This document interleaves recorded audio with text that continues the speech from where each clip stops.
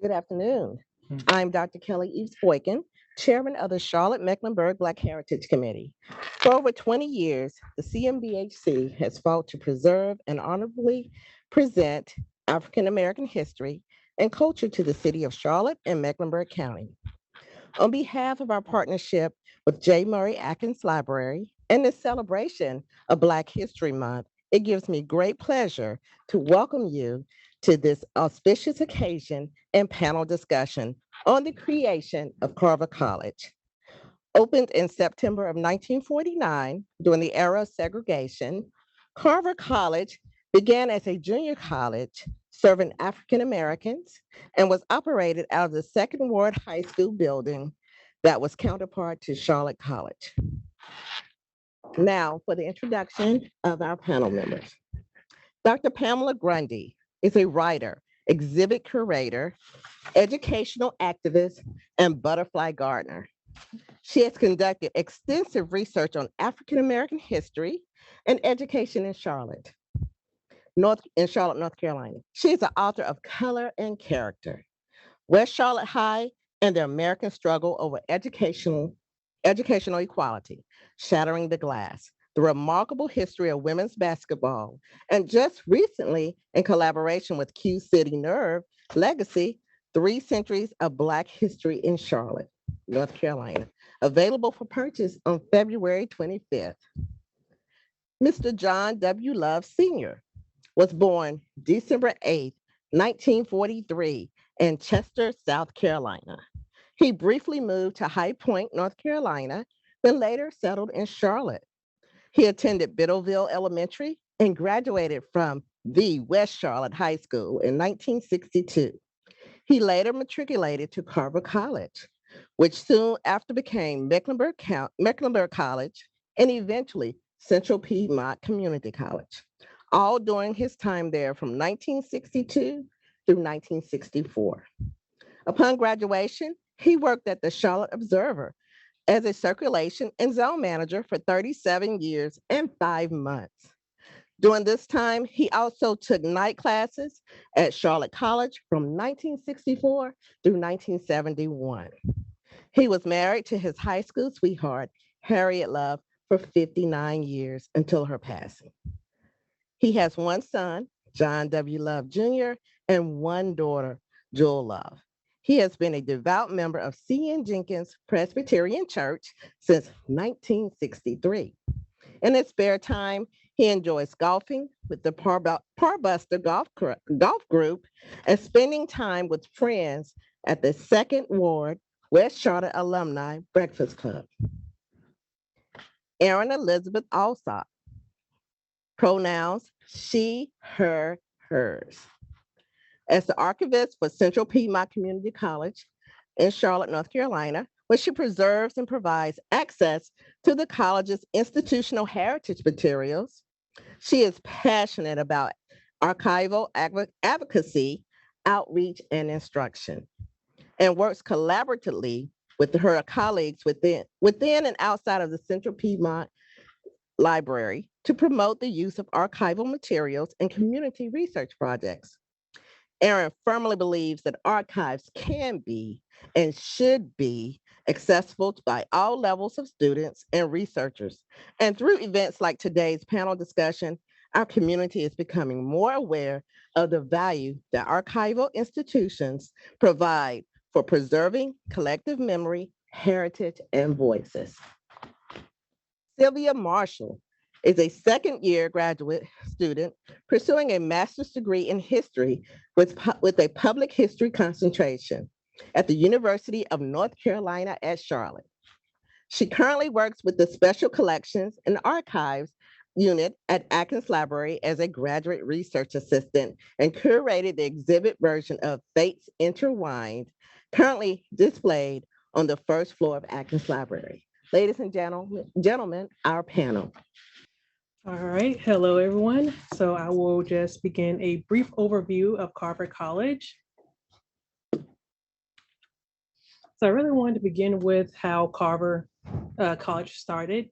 It really came from this atmosphere of World War II America and the educational needs of post-war America.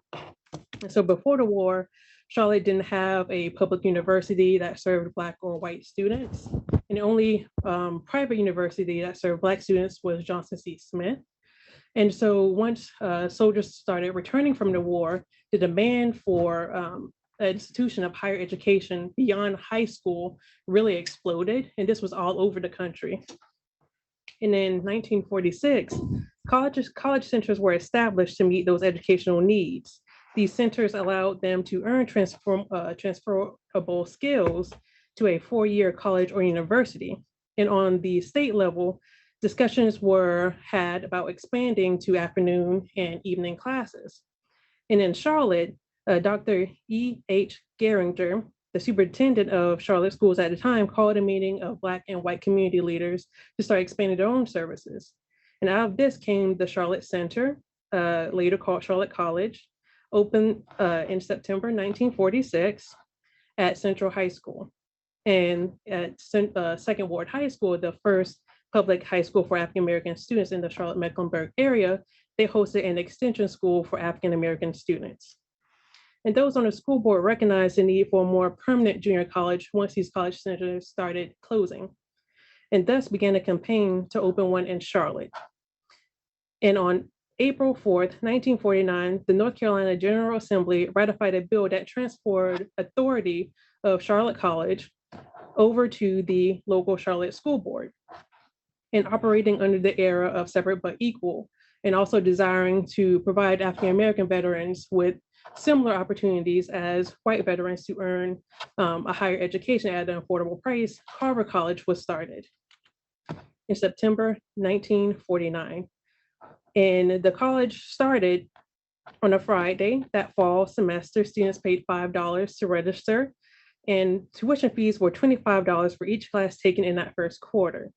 Carver College held classes at Second Ward High School, and that first class at Carver included 62 students.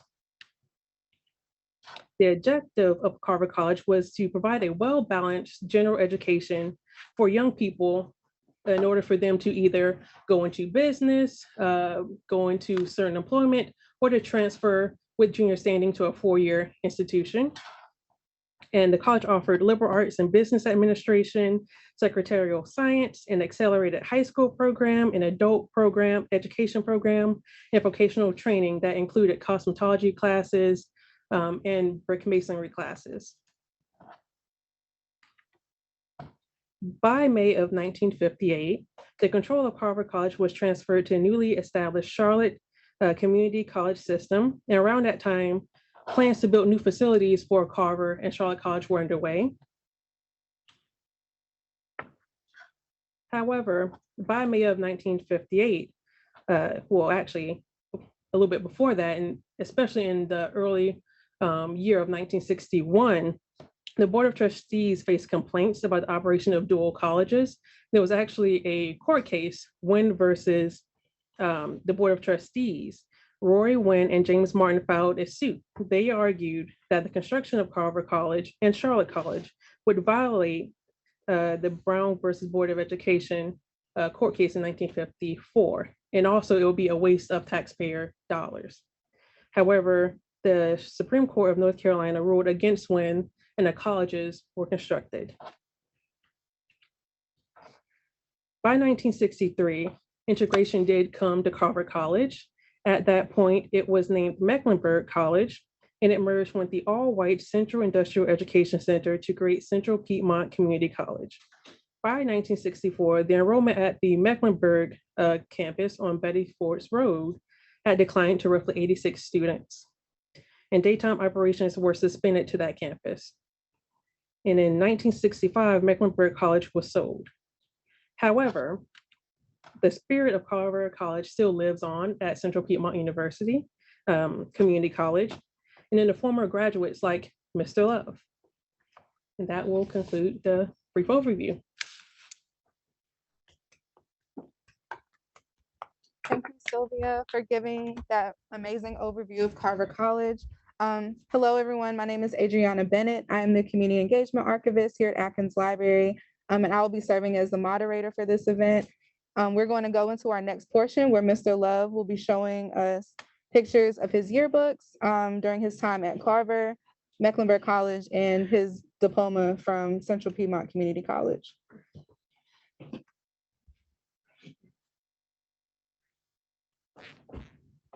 First of all, I would like to just show you the 1963-64 yearbook. I came to Carver College. Well, I really didn't go to Carver College. I went to Mecklenburg College, which was the first year it was built in 1962. So I went there from 62 to 63. So I'll just show you about 64 yearbook, which I graduated from Mecklenburg College, and they changed the name, Central Piedmont, I think around January. So really, I did not attend Central Piedmont when I graduated from Central Piedmont. So, show you my picture as a sophomore, because I was a sophomore senior. And I'll show you where I was on the sophomore class. I was the treasurer. I've been the treasurer of all organizations since junior high. Treasurer now. But then I'd like to show you my, after I did graduate from Mecklenburg College, I attended Charlotte College in 1964. So I was a sophomore there. And I was there, John Willie Love, as a sophomore at as a junior really at Charlotte College. Then the next thing I'll show you my Social Arts degree from Central Piedmont. And just to give you a little bit of history, which the young lady done a real good job. When I decided to go to college, I was going, but I was married and had a son. So I planned to go to college with all my friends. Looked at A&T, Livingston, Central. And my father said, boy, you got to get a job and get out of here. I was staying with my parents. I said, what? It's like that. But anyway, it was building, Mecklenburg College. So I decided to go there. So I went there for 2 years. I worked 2 jobs, went to school, took care of my family. So that's how I got to Mecklenburg College. And then after I graduated from Mecklenburg College, that's when I went to Charlotte College. And so it was a little bit hard because I'm going at night, working. And so I didn't get my degree, but I did attend and had a good time. Thank you, Mr. Love. Okay. And now we're going to go into our question and answer portion of the panel discussion. And I'm going to field the first question to Dr. Grundy. Could you give us an overview of what the educational climate looked like in Charlotte from the 1940s to the 1960s? Sure. Could I take my mask off? Yes, If I'm talking? yes. Okay, I'm gonna do that just because so people can hear me. Plus I put on lipstick, which I don't usually do. To see, to shave. I mean, this is a really exciting time for education across the country, really, but particularly in Charlotte, because once the war ends, there's an economic boom. People have been moving to Charlotte, but a lot fewer did during the Depression. After the war, people start moving. You get the fellows coming back from the war, wanting to go to school. And you also have a very interesting political atmosphere. You've noticed in the story of Charlotte College and Carver College, there's this question of, what are we going to do about white students and African-American students? Should they go to school together? Should they not? This is a moment of change. Brown versus Board is going to happen in 1954. But even before that, state officials across the South can see the writing on the wall that it's not going to be all right. I mean, I believe you very generously mentioned separate but equal, but of course it was separate and unequal. It had become crystal clear that the courts were no longer going to accept separate and unequal. And so North Carolina leaders and others sort of put some hope in the idea that if they could actually make separate more equal, they might be able to avoid integration. So a lot more money goes into Black education at this time, specifically for this goal. This is when they build the brand new West Charlotte High School in 1954, replacing the 1938 building. All over North Carolina, you're getting new high schools. And so then when they're going to build a college, they just, they're going to try to frankly get away with building a separate institution for African Americans. They do build a nice one, not as nice as the one they built for whites. And if we look at the great display downstairs, it's very clear that they're spending a fraction of the money on Carver that they're spending on Charlotte College, even though African Americans are a third of Charlotte's population. They're not spending a third, this 1/3 of the money, they're spending a lot less than that, but they are really working to do that. And what that does do for people in Charlotte, again, it's not, Black education just never happens. People work for it and they fight for it. And then there are times when the situation is such that they can win some of these battles. And so people have been working really since disfranchisement at the turn of the century to get better facilities for African Americans, to get a high school, to get then a better high school, to get more programs. And this post-war era is one of the moments where these efforts really do bear fruit. And so it's an exciting time in that regard. Yeah, thank you. Mr. Love, can you tell us a little bit about your time during that transition of Carver College to Mecklenburg College and then eventually to CPCC? What was that like for you? Well, what happened, first of all, my brother-in-law and a lot of my friends that were much older than me, they did go to Carver College.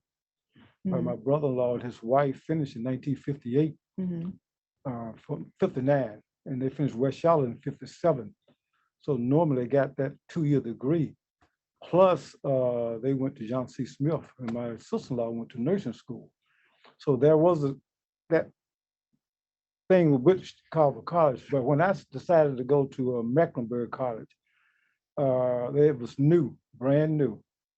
And so we were the first class to go as the new Mecklenburg College. And so we went there, and we knew they had built a Charlotte College also, which was out of Central High School. And so after I transferred from Mecklenburg College, I did not go to Central Piedmont, but my degree had Central Piedmont, and I decided to go to Charlotte College. And we went out there. It was 2 buildings out here. It was the educational building and another building. And we played the basketball games at Garinger High at that particular time. And I think we had about maybe 10 Black kids out here during that time. Out of maybe, it was about 1,000 students, I think, somewhere in there. But anyway, that was the transition that I received. And it was good for me and a lot of other Black kids, because a lot of them, they took summer classes. They had gone to John C. Smith, went to Salem State, different other colleges. And a lot of them, after they graduated from Mecklenburg, they went to the 4-year schools. And one of my choice things, I had one of my church members, Miss Anthony McKnight, and a couple other people. They were senior citizens, and they graduated from Mecklenburg College and went to Smith, and they become teachers. And I always admired those ladies that did that. It's very impressive. That's kind of the purpose of community college, to bring the community together and, have people build upon each other. Switching gears a little bit, Erin, since you're the archivist at Central Piedmont, can you tell us a little bit about what CPCC has done to preserve Carver College's legacy on your campus? Yes. Is it okay if I just? Yeah. You can take your mask off to talk as Well, well. I try to compile it into a short list here, but it is quite a long list, I would say. Really, the compilation and the compiling of the history of the early years of Central Piedmont started in the early 1970s with a man named Raymond Mason. He was started out as an automotive instructor and then became the historian of the college. And it was through the scrapbooks, some of which are included in the display, that he would sit and curate these books documenting the history of Carver College through the newspapers.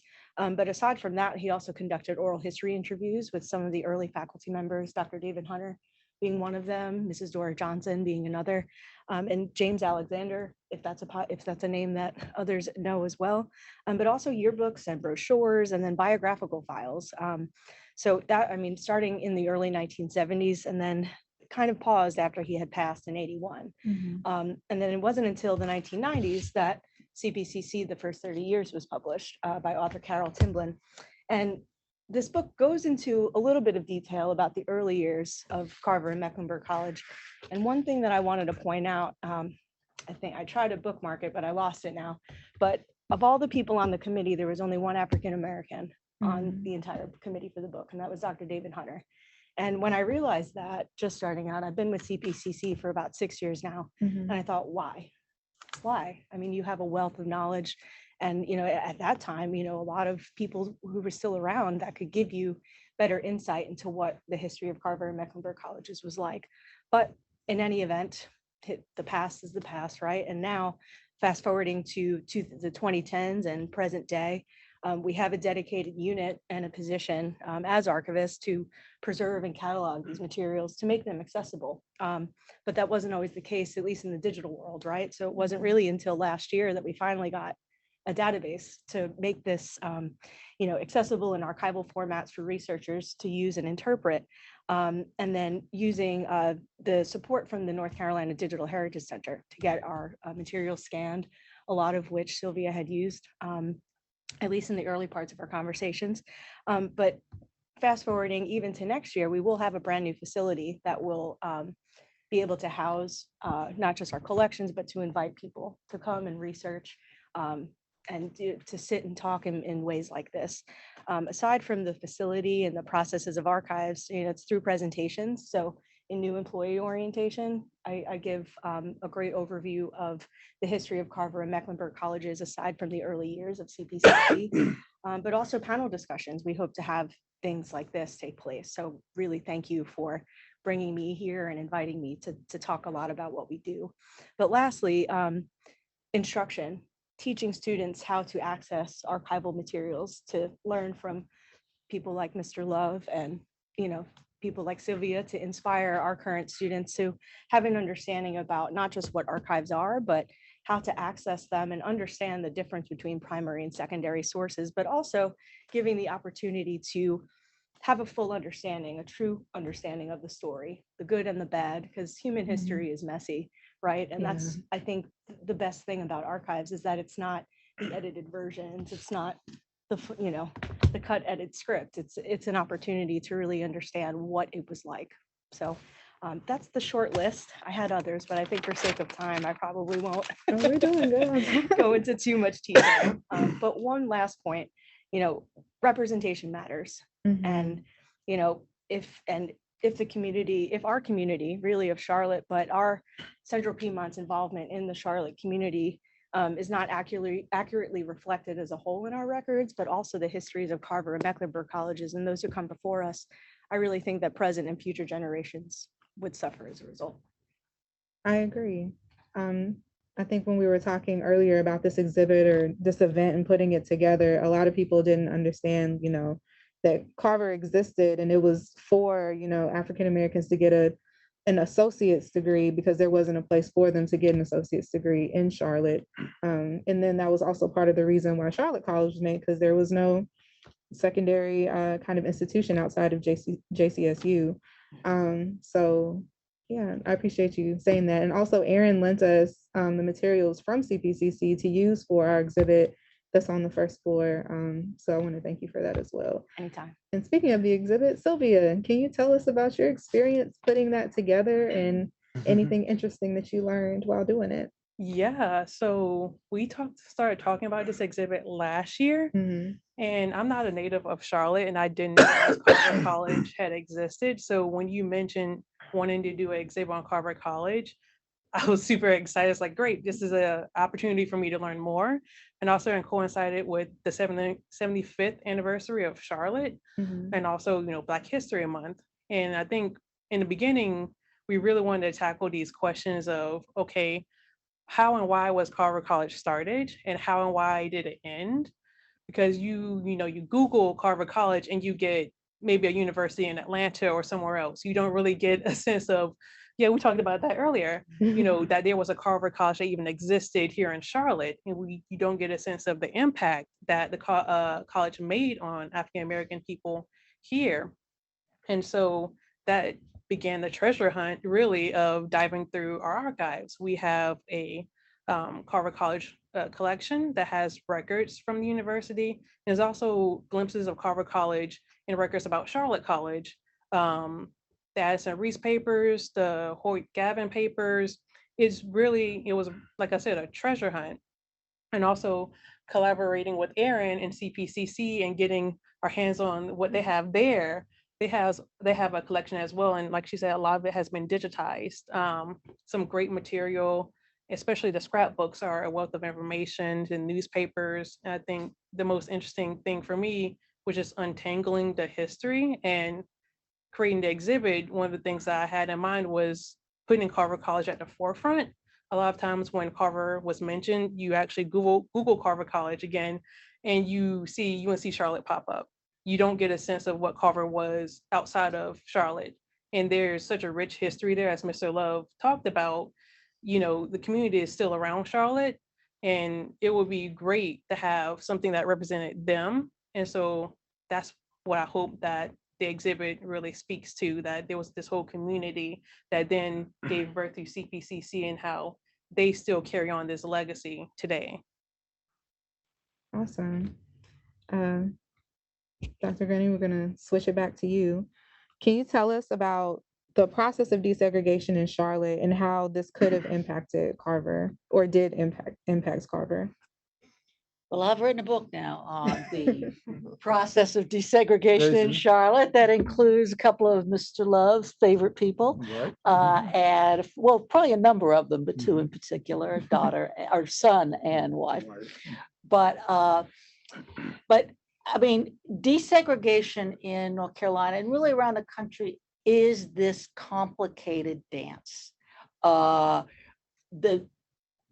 officials, white leaders remain pretty much in control, and those African Americans who are really interested in desegregation, particularly here in Charlotte, Kelly Alexander, who was head of the NAACP, very committed to desegregation, had to kind of work and figure out where the chinks were and how they could move this process forward.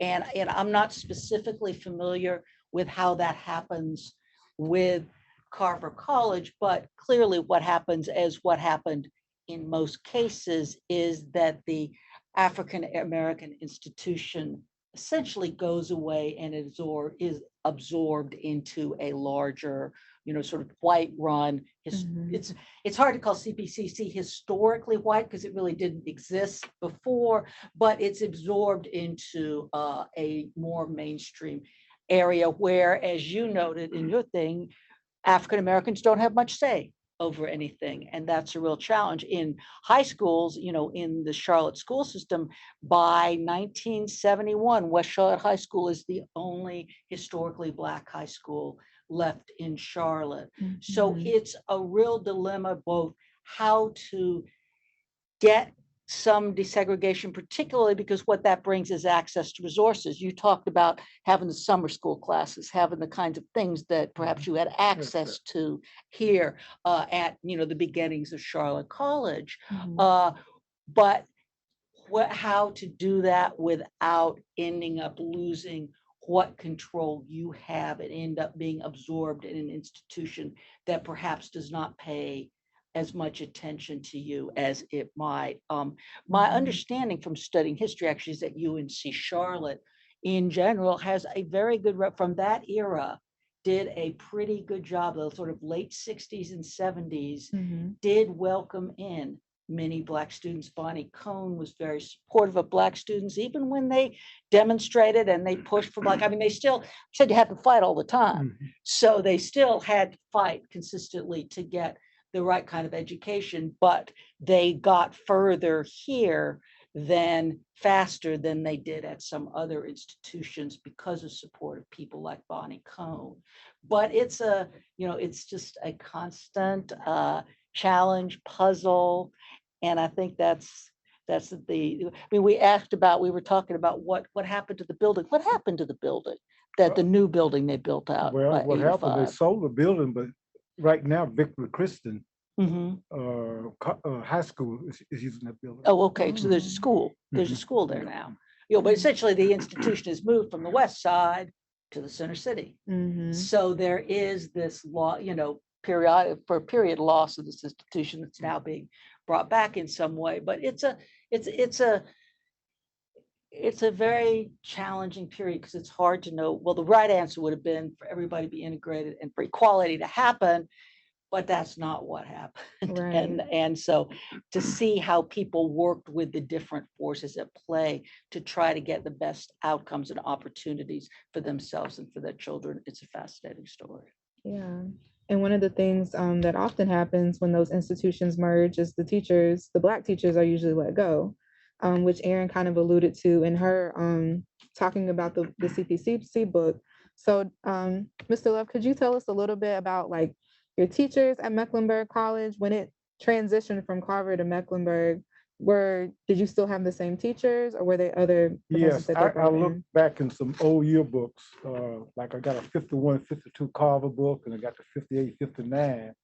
And basically the teachers were West Charlotte teachers, Mhm. Second Ward teachers, and John C. Smith teachers. So those teachers, you can imagine working from about 7 o'clock in the morning to about 9 o'clock, teaching at that particular institution, John C. Smith, maybe Bible Scotia at that time too, or Mhm. West Charlotte, Second Ward, even York Road. They taught the kids at Carver, and the same teachers taught us at Mecklenburg College. Now, Mr. Hunter, Ms. Johnson, those two I definitely knew went to Central Piedmont. There may have been some more. We had Mr. Okay. Martin. I think Mr. Martin may have gone down there. I'm not Howard sure. Martin, but he was one of the teachers. But basically, those teachers, when they left Mecklenburg College, they didn't get to go to Central Piedmont. They just went back to doing their part-time work at other jobs or back into the school system. But when I look back, I saw even the 40 and the 51 year book, those same teachers was teaching us in 63 and 64. Amazing. Can you tell us about what kind of classes you took? in Well, I Mecklenburg was College? taking business administration and transfer classes. Mhm. Basically took math, science, biology, philosophy, and where I could transfer to a 4-year school. And you had to have 64 hours to get your degree to transfer. And I did do that. It was, it was a little hard, but I did it. But those are the type of classes I took. Then basically they didn't have like shop or anything like that. And when I was going there, in Carver College they did, but we did not have that in Mecklenburg College. I think they had Carver College, they had cosmetologists and all that. Even they had high school too at Carver. At Mecklenburg, we only had just basically trying to get a 2-year associate degree where you can transfer to a college. Okay. Right.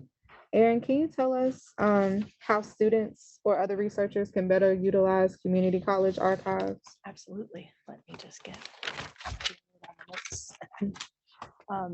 Well, as I had mentioned earlier in the timeline of how we process collections and made them accessible, and really it's through events like this, I think instruction and bringing archival sources from community colleges into the classroom in some way, shape, or form. I know sometimes topic-wise it could be difficult, but I think, understanding the immense undertaking it is to get these materials prepared, but also, reaching out for information, collaborations, like this, looking online to see what's accessible at the time, but also, giving a call or shooting an email. That's at least the few points that I could think of. But if I could talk about just community college history or a little bit as a whole, the community college system, it started in the late 1950s with industrial education centers. At least that was the foreground of it. But there's 58 community colleges throughout North Carolina. Central Piedmont was the first one to have an archive. Randolph Community College is the second. And the interest and the popularity has grown since 2016 with the creation of the North Carolina Community College Archives Association. And really, it's just a grassroots effort to teach other community college librarians, kind of test with preserving community college history, how to do it, because a lot of people can't go back to school to get the certification in archives. So it's just, through partnership with the state archives, but also partnering with local institutions as well, depending on where the certain community colleges are. And I think that's been really, it's been really exciting because, community colleges have existed. I mean, community is in our name, right? We are a focal point, a fixture of the community. And I'm really excited and happy to be able to participate in the larger conversation about the preservation and its importance of community stories and community history, because we do have a lot of value to provide. And really since 1963, even prior to that, but since we started in 1963, we have been involved in the community. And, as Charlotte has changed, so have we. So it's been, at least I'm kind of detracting from the better utilization question, but I think that, kind of goes hand in hand. If you understand the value that your community colleges have, you may be more inclined to want to participate and get involved with the preservation of our stories. Amazing. All right, this is a question for everyone. Everyone can answer. What could be done now and in the future to preserve the history of Carver College, but also African American education in Charlotte as a whole?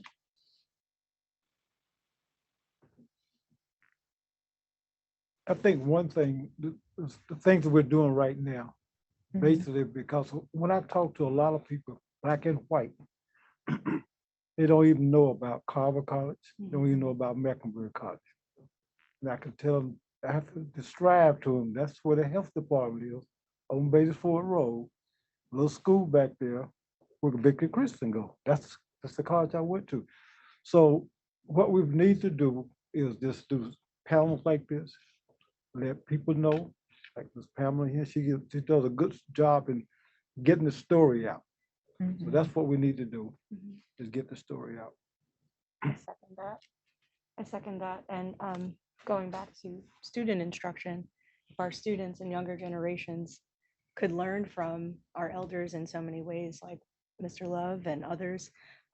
There are others who also went to Carver College. I'd be curious to talk, or I'd be interested, not curious to talk, but bringing not just archival sources and collections into college classes, but also K through 12 education. What is being done in that regard is my question. Is there an opportunity to, bring these types of materials and these opportunities to younger students and get them involved in understanding the difficulties and also, the successes, of students who graduated from Carver College, of the faculty and staff who, were uprooted from one campus and then had to find a way to, commute to another campus in the center city. I know Dora Johnson, through conversations I've had with her in the past, that was one thing she talks about quite a bit.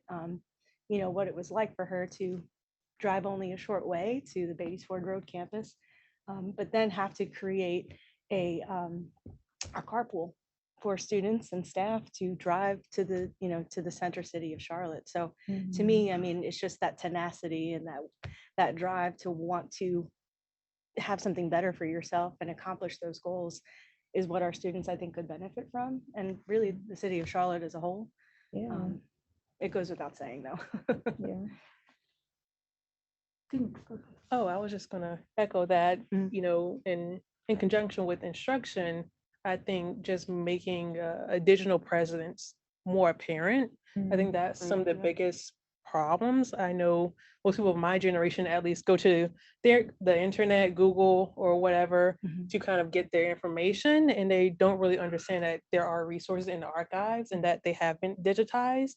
So I think, again, more collaboration and also just maybe digital exhibits or digital uh, extraction, Yes. videos, Mhm. etc., to really just push it out there that we have this information, that we would love more oral histories, more community engagement, and maybe fostering some programming that, people like Mr. Love can come show us what they have and really tell us about these memories. He's been here a long time.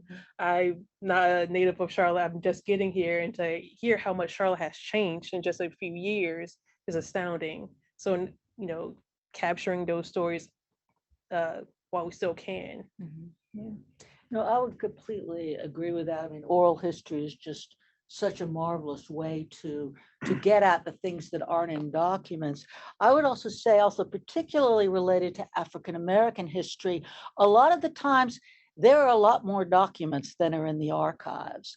A lot of things are kept in private homes simply because of layers of disruption and displacement, there haven't been the institutions to preserve them. So for example, we've got our lovely stack of books that is probably, and I do think it is important for community members, and I know you do this, Mr. Love, to, have a sense of where those are and have a sense of where those, to make sure that they don't get lost in a house fire, that someone doesn't pass away and maybe their children or their grandchildren don't recognize the value of those materials, and they don't end up put somewhere where, where they can be preserved. I think that's just so important. There's a story I've just recently been telling about a researcher named Jeanette Greenwood, who came to Charlotte in 1983 to she came to do research with the historic preservation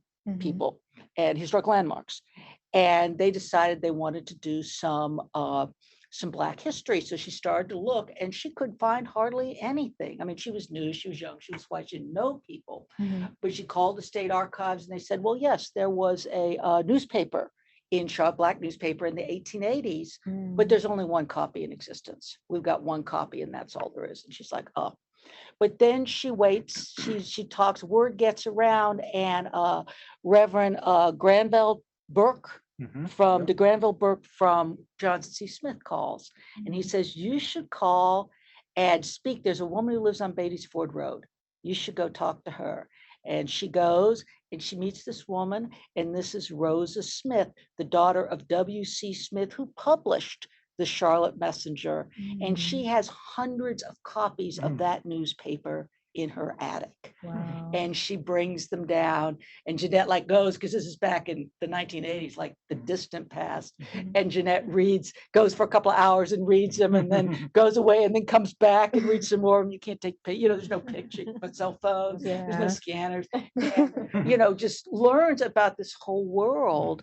And then eventually, Ms. Smith donates them to what was then the Afro-American Cultural Center, founded by two UNC Charlotte professors fairly, not long before that. And so then that's this process of recuperation and bringing these stories back into public view. And there's still a lot of that work to be done. So I would just urge people to, be aware of where resources are in your communities, what institutions people might trust to take their materials, how can you build the relationships to make sure that things like that get preserved and passed on. Yes, that's a very important point. And everyone made really good points, but that was, well, I'm personally invested in that. I'm going to take a minute to read two of the comments that we got in the Zoom chat. The first is from Clark Adams. Wilmington College, now UNCW, has a similar story.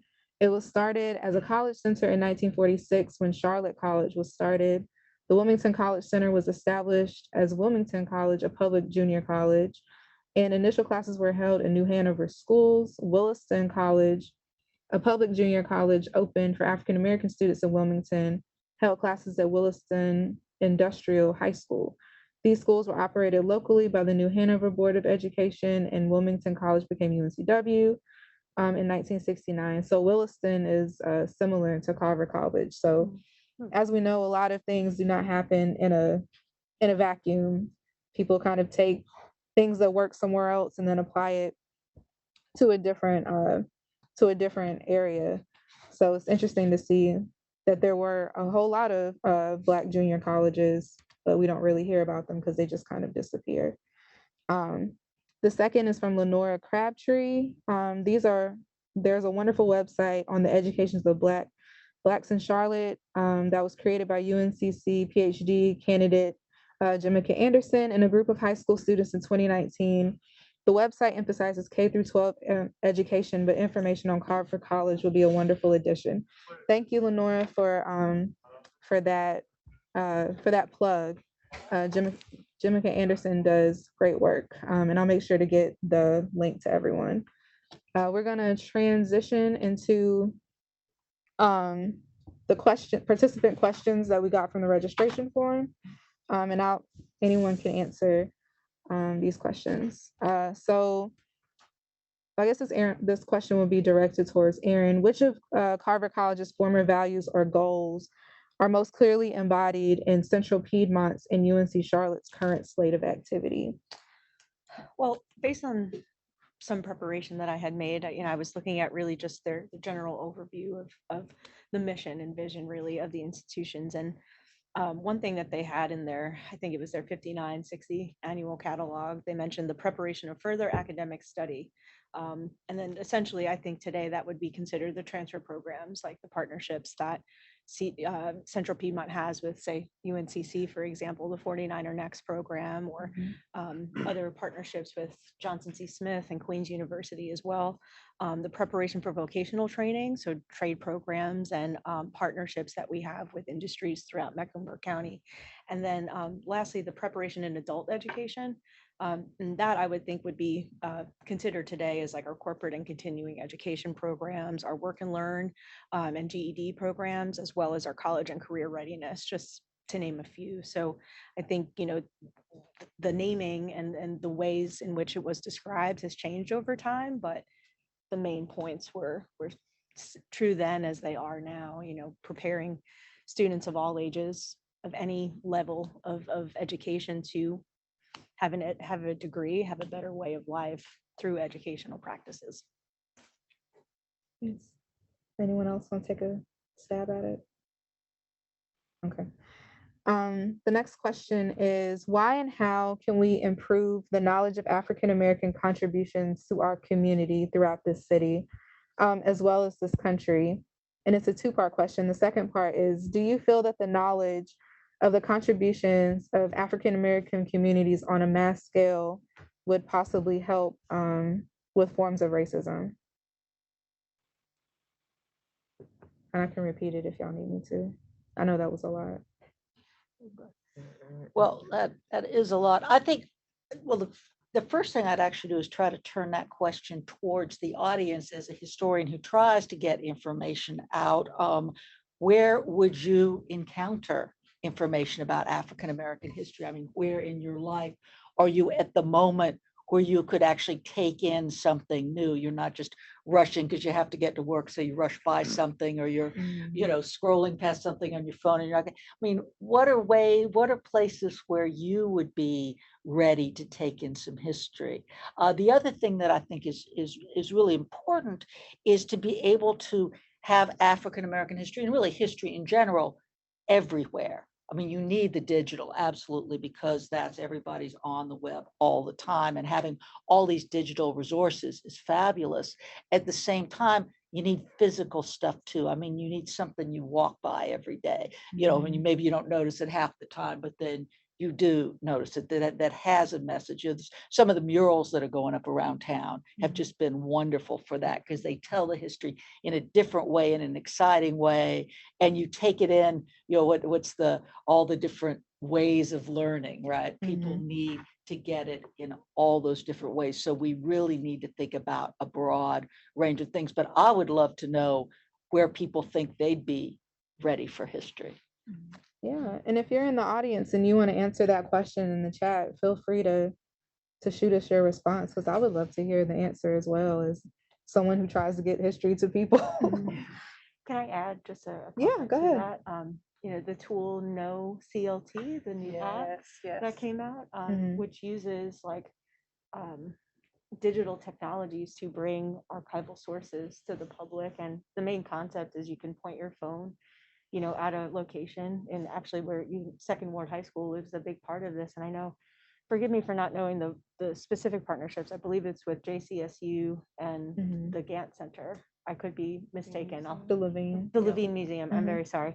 But in any event, it's a wonderful tool that really brings history to the public and to newer generations of students that, to Dr. Grundy's point, it's a very digital world that we're in, but it also enables all different types of learners to be able to interact with history and see what was once there, what once stood in a certain location, and to get an understanding of what the Brooklyn neighborhood was like as well. And maybe on a larger scale for all of Charlotte, could something like that be possible? I mean, I'm assuming yes, but I know that there's a lot of legwork that goes into developing something like that, but it could be something of interest. Yeah. So if I can add on to that, I really liked your point. And the No CLT app, the beauty of it is that you can learn while at home. It has the capability to disseminate that knowledge through the app and through oral histories that are incorporated in there, but also it encourages you to get out in the community and see the physical space. Understanding history through an app is one thing, but once you start to actually see where the buildings and the structures would have been like, you understand the spatiality of the community, the relational aspects of the people in the buildings. And I think that how you encounter African American history is an important part. You have to, like Dr. Grundy said, make time to do it intentionally. And I'll also say, outside of February and Black History Month, taking the time each day to really learn not only national Black history, but local Black history, understanding the importance of that. Yeah. 100%. Awesome. Okay. The next question is, again for Erin, I guess. What parts of UNC Charlotte's history do you see in the CPCC archives? Well, I think quite a bit, definitely the early years. So the creation of Central Piedmont, there's references to Bonnie Cone and, but also administrative relations between, our first president, Dr. Richard Hagemeyer, and all of our other presidents, Dr. Ruth Shaw, Dr. Tony Zeiss, and our current president, Dr. Candy Diedemeyer, and just the evolution of the partnerships between the two institutions is reflected in those records, but also through the students. I mean, I think that's, part of why we're all here and we do what we do to a certain extent, but also through, I think, those transfer programs. And I mentioned the transfer programs of past and present because we're constantly capturing what is happening today, but also using tools and technology to provide access to that history as well. So I know in terms of specific records, I mean, there's quite a bit. I mean, at least with this partnership, definitely that relationship is obvious, but I would say probably through our administrative records or presidential papers, that's definitely a big one, just talking about how our relationships have evolved over time. Awesome. All right, and this is a question for everyone. When reflecting on the past, what problems are still prominent today in colleges in Charlotte?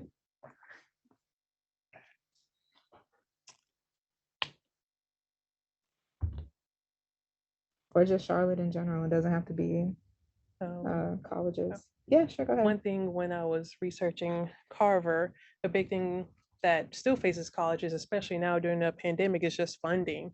Trying to find funding for new programming, trying to find funding to provide scholarships and grants to students, to bring in more students. That has continually been a struggle and continues to be a struggle, and also reaching new communities and trying to adapt to change.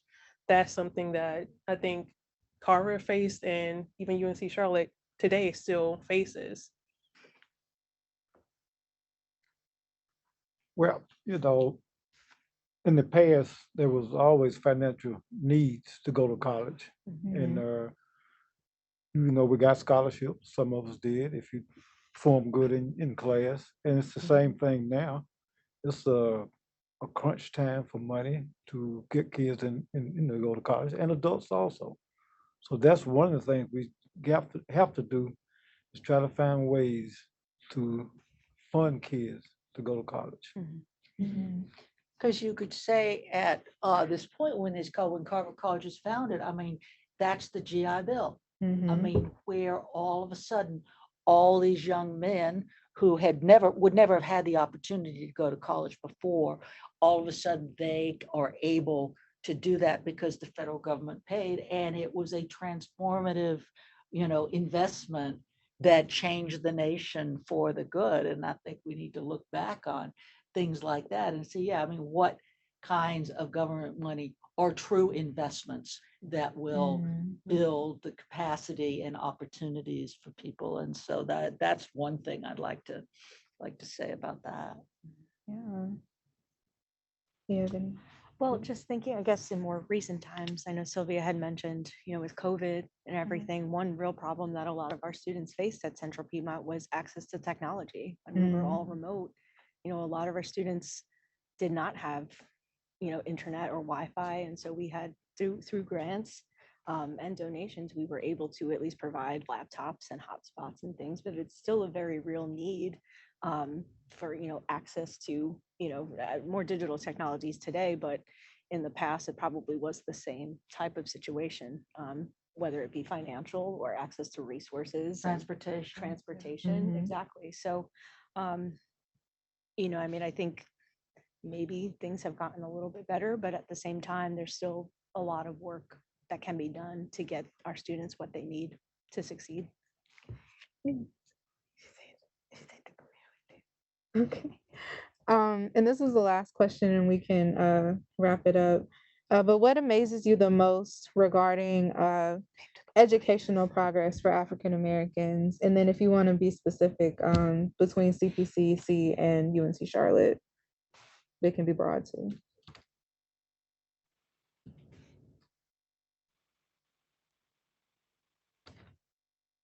I'll go. Yeah, go ahead.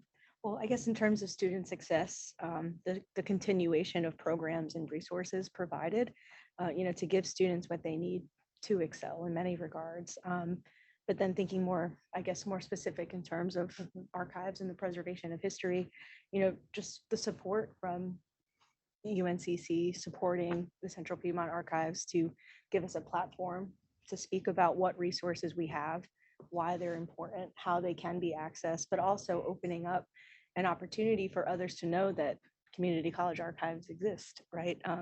And we're not just a community college, but we are a contributor to the educational landscape in Charlotte. So it's through your support that we've been able to get that message across, and it's only gotten greater and more fruitful since then. So thank you. Yeah, I'll add on to that. It's just what amazes me was just the continual communication between the two colleges, despite the many transitions, despite the closing of the Mecklenburg College campus and the start of CC, is that even throughout time, both colleges have been constantly in communication. You mentioned that the presidents have talked to each other, even our archives are in communication, and even on a digital space and digital NC, Carver College were both listed. And I think that continual support of each other and the continual collaboration really amazes me, considering the amount of time that has passed since the start of Charlotte and Carver College. We had my class, West Charlotte class 1962, give a scholarship out to a student from West Charlotte, and we gave it to this young lady, and she was gonna go to A&T, but she, for whatever reason, she went to Central Peak Mountain.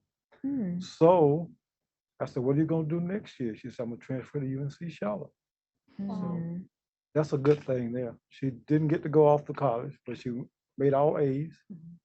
And when she finished, she's gonna transfer to UNC Charlotte. That's amazing. Yeah, it's nice to hear that because it's, you know, it's a very real opportunity for people and to be able to look back on that and reflect on the hard work and dedication that she had put into her, you know, to excel and have a better life for herself. It gives me joy Yeah. to be able Yeah. to be a part of that preservation process. And I think that, speaks to what I was thinking about, which is that when opportunities are available, people seize them and succeed. And they succeed and they move up and they do. And it really is the lack of opportunity more than anything else that is a challenge. If it's not as easy to access, if it's not, that's where when the opportunity is there, transformation happens. And I don't know if I think that's amazing. I think that is kind of how life is, that's how people are. That's what happens. But I just do think that this is an example of providing step by step different opportunities and people seizing upon them and doing wonderful things. Well, on that note, I'm gonna close the program. On behalf of J. Murray Atkins Library, the Charlotte Mecklenburg Black Heritage Committee, Central Piedmont Community College, we would like to send a huge thank you to all of our panelists for a riveting discussion. And thanks to our audience for joining us virtually and to learn more about Carver College. A recording of this event will be sent out to those who registered and uploaded to Atkins Library YouTube page. And I'll also be sending out links to UNC Charlotte's and CPCC's digital collections about Carver College for those that are interested in learning a little bit more. I want to thank everybody for your time and to have a great evening.